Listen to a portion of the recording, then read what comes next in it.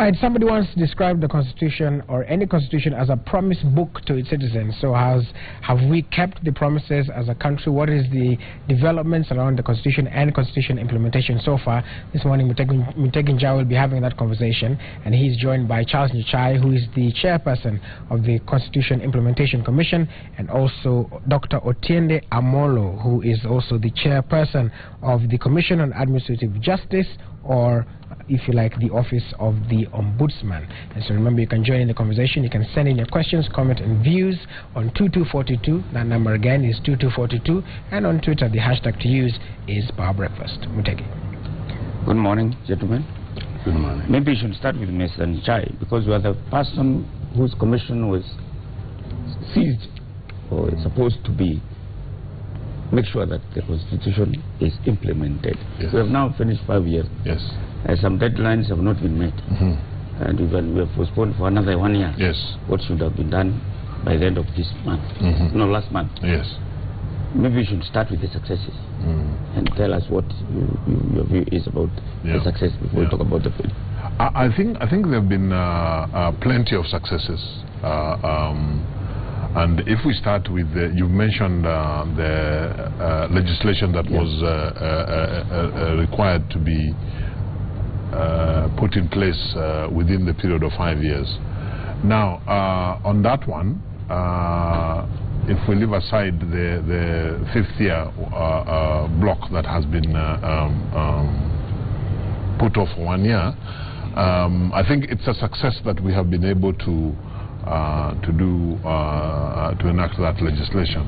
Now, success is never complete 100%. I mean, there are laws that we will continue to review again with the benefit of hindsight, with the benefit of practice, and perhaps may need to amend them. There are one or two of them which, from our perspective as CIC, we felt that we met the deadline, we passed the law, but we were left feeling like it wasn't quite up to the mark. The best example is the Leadership and Integrity Act, but it was passed. Now, those that have been, whose timeline has been postponed, of course, the framers of the Constitution, and in addition to being a chair of CAJ, of course, my learned friend, Dr. Otiende was one of the committee of experts. They envisaged that there would be some necessity to extend that timeline, and they allowed the extension of timelines for a period of up to 12 months. So subject to that, I think we've done quite well. I think we've done well in terms of establishing the institutions that were required to be established by the Constitution, and they've started doing their work. I think we've done well as a country in terms of rolling out devolution. Obviously, it still has a number of significant challenges, but the fact that we successfully held the 2013 general election under the then new Constitution, and all the processes related to the Constitution, we went through that, including the resolution of a presidential election dispute. The new government took office. The system of devolution was established and was rolled out. So all those are things I would say that we can look back and say in the last 5 years since the promulgation of the Constitution, as a country we have done fairly well. I keep saying on that, if you were to ask me on a scale of 1 to 10, where I think as a country we are at in terms of the implementation of the Constitution in that perspective, I would give it a 7. So you think we have 70%? I think so. On that. I mean, there are other issues which perhaps we'll come later to. If, for example, we were to talk about where we are at as a country in terms of achieving the constitutionalism which the framers contemplated that we would, I think we have done rather badly on that. But on the question that you asked me, I would give it a 7. And Mr. Dr. Otiende Amolo, what would you say are the major successes? Well, for starters, you'll be surprised that I am perhaps more generous than my friend Charles. I have previously stated that I would put it as 75% overall. But that has subsets. Basically, 4 quick subsets. One, the ultimate question was, would we have a peaceful and legitimate election? That I would give about, about 65 to 70%. We did have very peaceful elections, and that was everybody's worry. The legitimacy may not have been foolproof, but it was largely legitimate. Have we had a situation, secondly, where Kenyans have embraced the new constitution? I would give that a 90%. We are perhaps one of the few countries where virtually every Kenyan will not have a conversation without referring to the constitution. Have we succeeded in establishing institutions, and that my third mark, under the constitution? I think we are at 90%. Almost all the institutions we needed to establish, including the institutions of devolution, the governors and all, we have established most of them.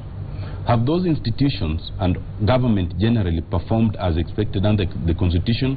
I would give that a much lower mark, perhaps 55%, perhaps 60%. Some institutions have worked, some institutions have not. Some sectors have succeeded, some sectors have not, and we can come to specifics. So I would say that we're in a situation where our constitution is now 5 years old. We have in many areas succeeded. We have failed dismally in some other areas, and we can always discuss the specifics. Let's talk about those laws that you said there is provision in the constitution for postponement. During the last month, when they couldn't be passed, there was a lot of backpassing, including you being blamed. When the Speaker of the National Assembly, for instance, issued statements and talks about who to blame. Parliament said, not me. They said it's Charles and his group. Some people is the Commission for Law Reform Commission. Others said, it's executive. Why did we postpone? Let me say this first, Mutegi. For me, actually, the backpassing and the blame game is fairly futile.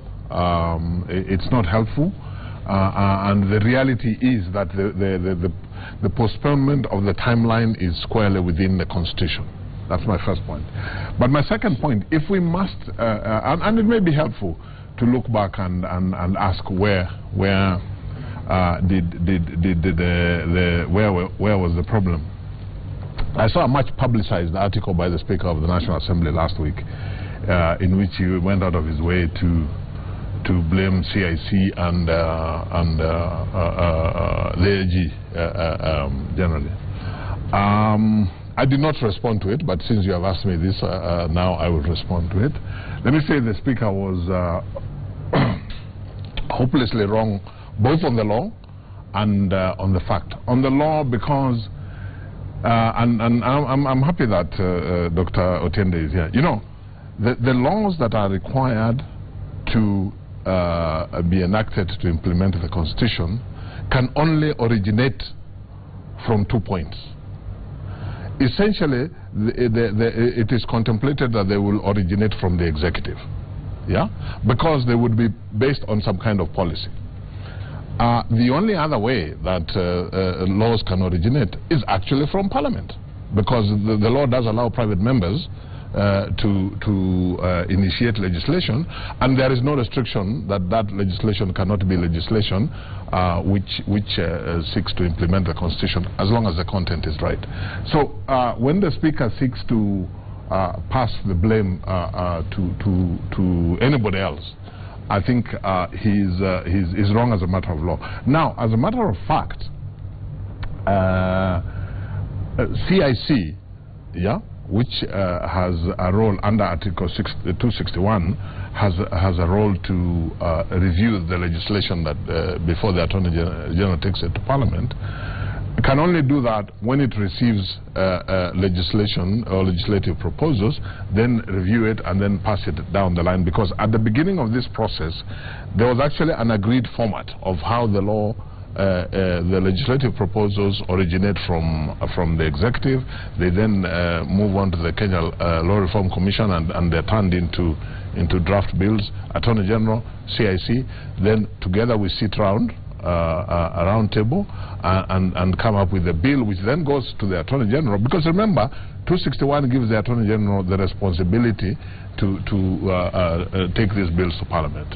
Now, because the Cabinet is an important player in all this, yeah, the process involved the Cabinet then reviewing the laws and finally before they go to Parliament. And the truth of the matter is, if we must find blame, and this is factual, because you can look at every law, look at its sequence. The truth of the matter is, most of these laws delayed somewhere between CIC, leaving CIC, because CIC, the timelines are available, the turnaround that we did. Between leaving CIC, the Attorney General taking them to Cabinet, and Cabinet actually approving them so that they can go to Parliament.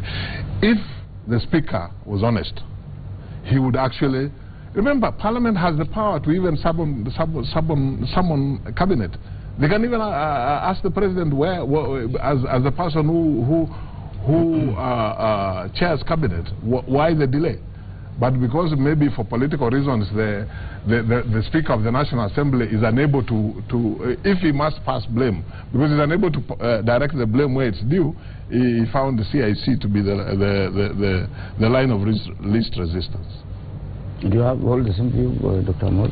Well, I think the truth is, perhaps as Charles says, it's not where the blame lies that is important. For me, I think we must concede that the fact that some laws were not passed, to that extent only, we collectively failed Kenyans, without going into, for me, without going into where it lies. But I think the more important issue, Mutegi, is not just the question of which laws were not passed. It's true, it's contemplated that there are some instances where it could be postponed. But the contemplation was that there would be a good reason for postponement. True. So far, there has not been a good reason for that postponement, and that constitutes the failure. But ultimately, the question of whether the Constitution is implemented depends on three things, not just passage of laws. The first one is, to what extent are the dictates of the Constitution being respected, even outside of the law? Secondly is, have the legislation that is contemplated in the Constitution been passed? But more importantly, what is the content of that legislation? You can pass legislation that actually negates the Constitution. I think that as we discuss this matter forward, Kenyans should understand that we should not just focus on which laws were passed and which ones were postponed. We should also focus on which laws were passed which actually perhaps negate the Constitution, which laws have not been passed that are absolutely necessary, but more importantly, are we actually living by the constitutional dictates in whatever area we are talking about? And I think that's where the conversation should actually go. Let me also add something to what Dr. Tende is saying. I think insofar as it's a fact that this postponement has been made, I think what should be applying our minds more is not arguing about how did we arrive at a scenario where we had to postpone. It is now focusing on those laws that are yet to be passed and making sure that the quality of those laws at the end of the day is quality which is consistent with the Constitution and which serves the people. Let's go back to that business of quality. A number of laws have been passed by this Parliament. They have been challenged in the Supreme Court or the High Court. They have been blocked by the court. How did that happen? And why should it happen? That the laws that are negating against the Constitution. Why should it happen? Well, I'm sure Charles will have his answer, but I can give you first the historical answer. Yes. When you are making the Constitution, the truth is that either as an entire document or in terms of parts of the document, there were significant sections of the community or this society who are opposed. Yeah. And the fact that the majority of Kenyans passed the Constitution does not negate the opposition then as it is now. And so invariably I have seen that there will always be ways and means of trying to undo some of those parts of the Constitution that you may not have been happy with. And sometimes I have seen it comes at the level of formulation of the law. I've seen a lot of arguments sometimes, from various sectors when the law is being formulated. Sometimes after it has passed through CIC and the others and it comes to Parliament, it comes by way of amendments from the floor of the House, and sometimes it comes in terms of after it's passed and perhaps the office of the president objects to a particular part and says this must be changed. So it comes at various parts.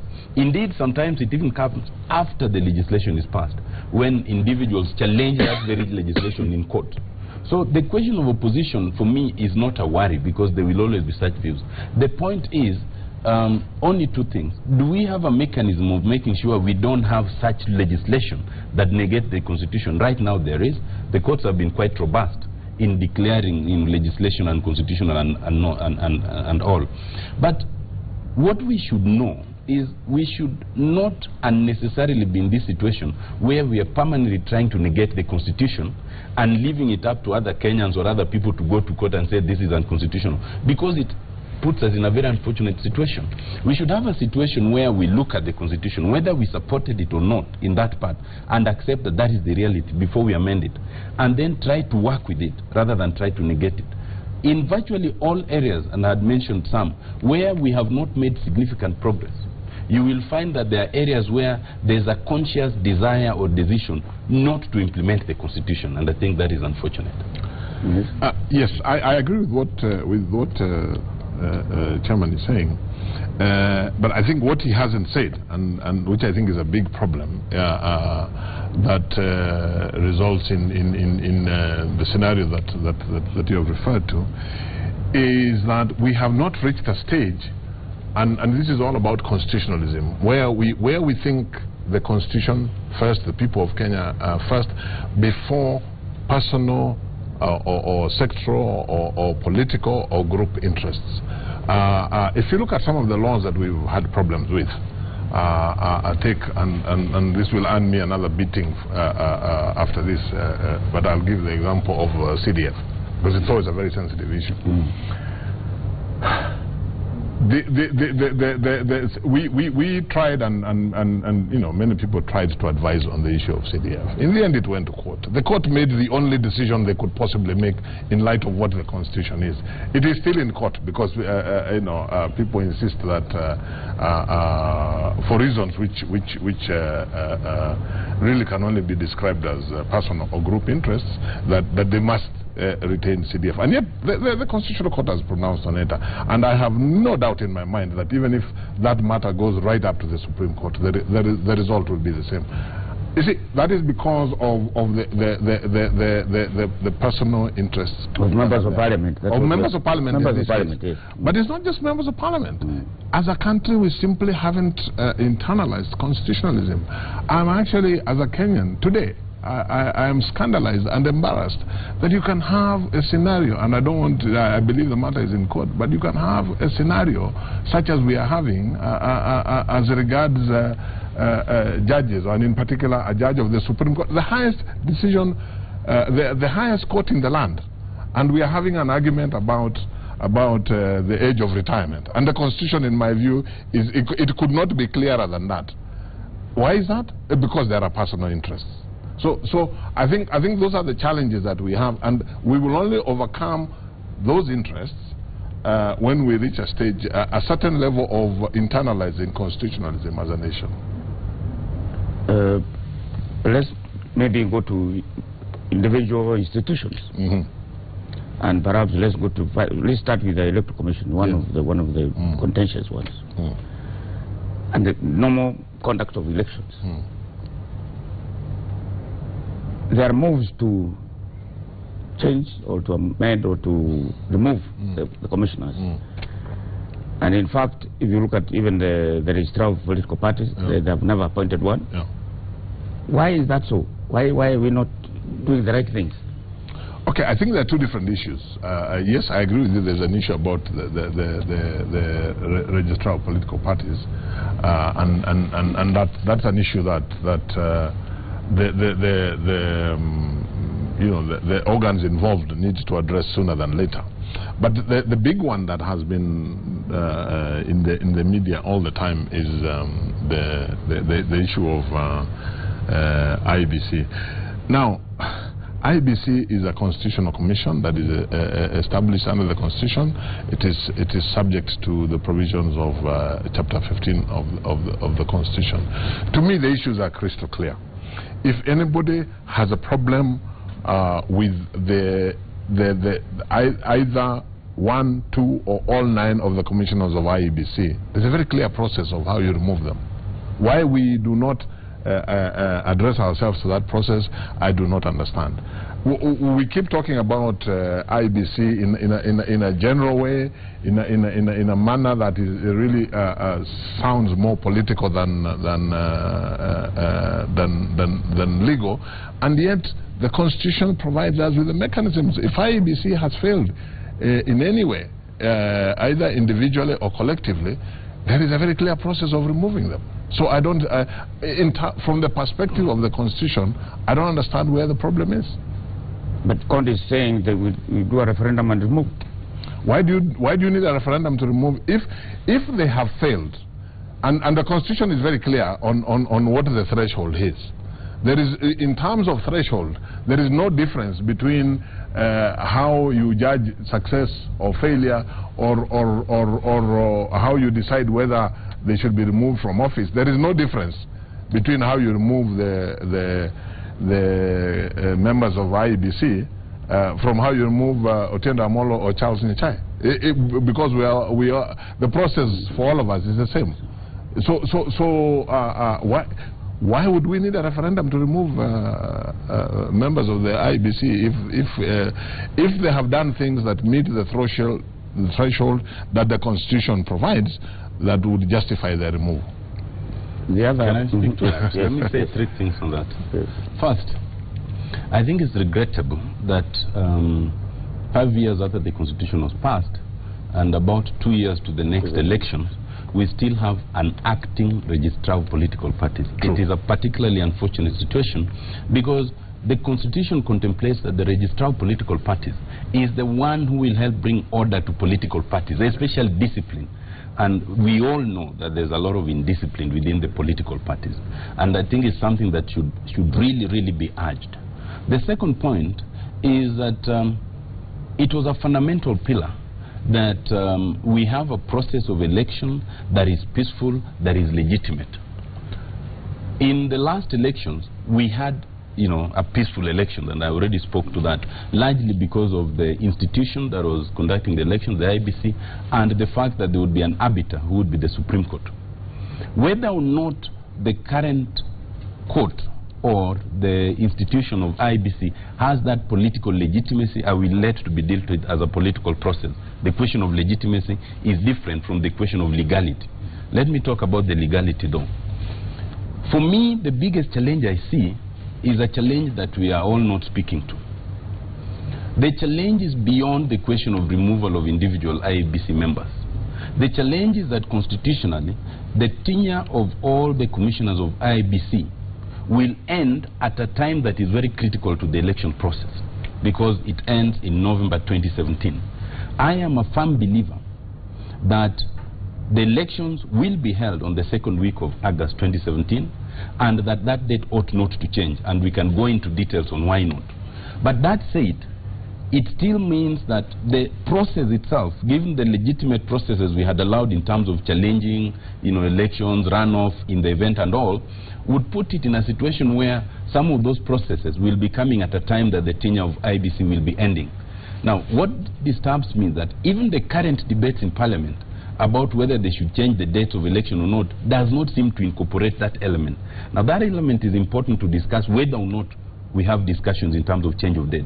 And I think that, for me, is the bigger issue. How do we handle the situation where the elective processes will be on when the tenure of the commissioners is actually ending? And for me, it's a very fundamental discussion that should be had in a very organized forum. And let me just, for the record, say that on that point, and we are on record as saying that I absolutely agree with Otiendo. But unfortunately, Chair, that is not what is being discussed. But that actually is and by the way, it's an important point whether we have the elections on the 2nd Tuesday of August, as the Constitution currently provides, or if Parliament succeeds in changing the election date. The questions that you have raised about the tenure of IEBC will be equally important in both scenarios. Somebody is asking Mr. Nyichai to say whether you think the Constitution is being followed, especially in matters of devolution, particularly on health? Okay. I always go back to the same issue. The challenge that we are experiencing today with devolution, and specifically the functions that have been transferred, and more so the health function, goes back to the fact that we did not follow the law in transferring the function.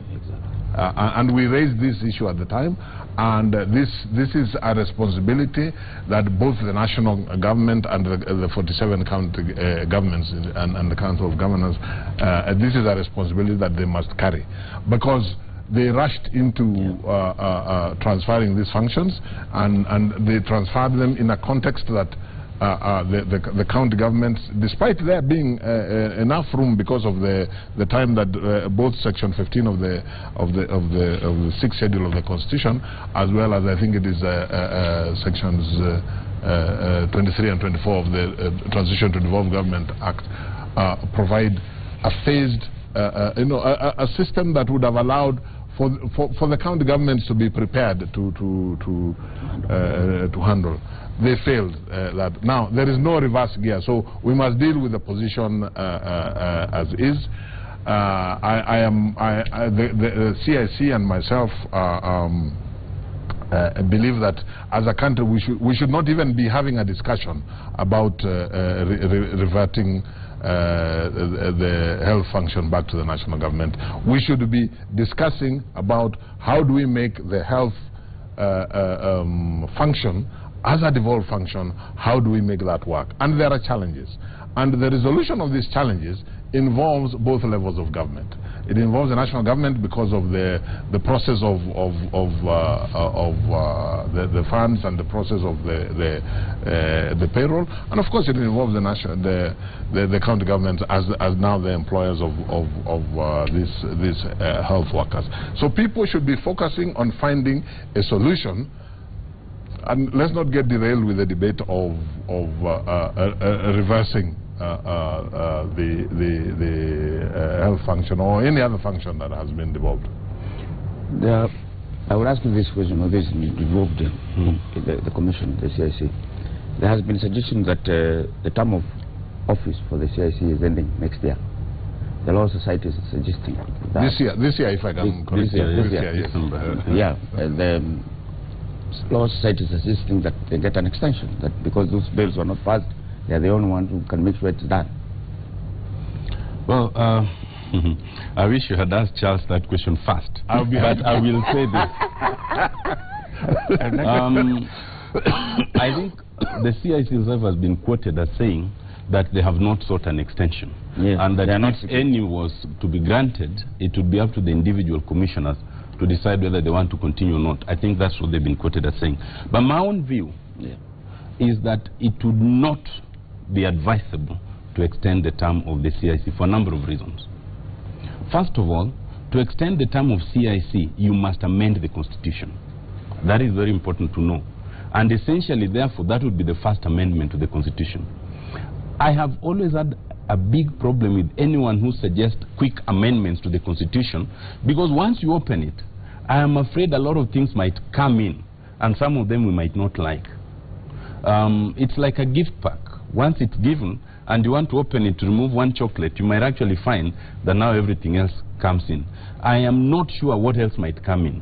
And I have always been of the view that we should never rush to amend the Constitution. We should have a very considered opinion on what is it and why we want to amend.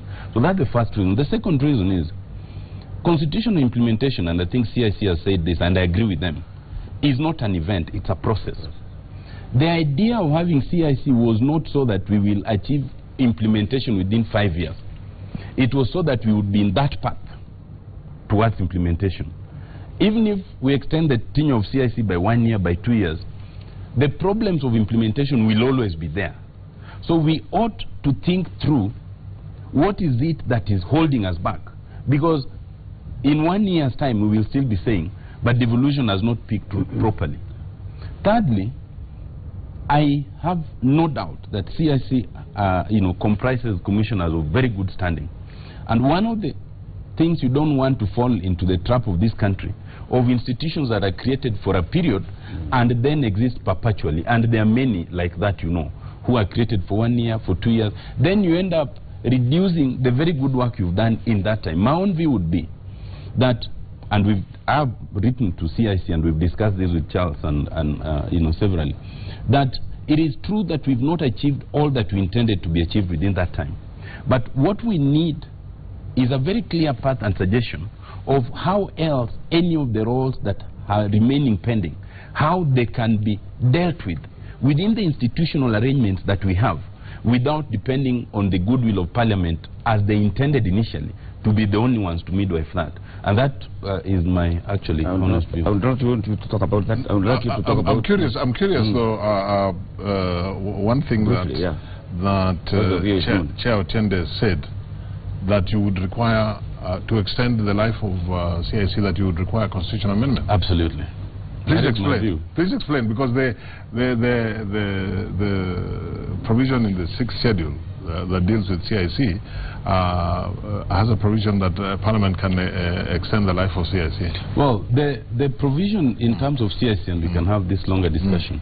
CIC was, you know, established and was mandated to ensure implementation of the Constitution as soon as it is done, which then would be the determination of Parliament, or on the other side, up to 5 years.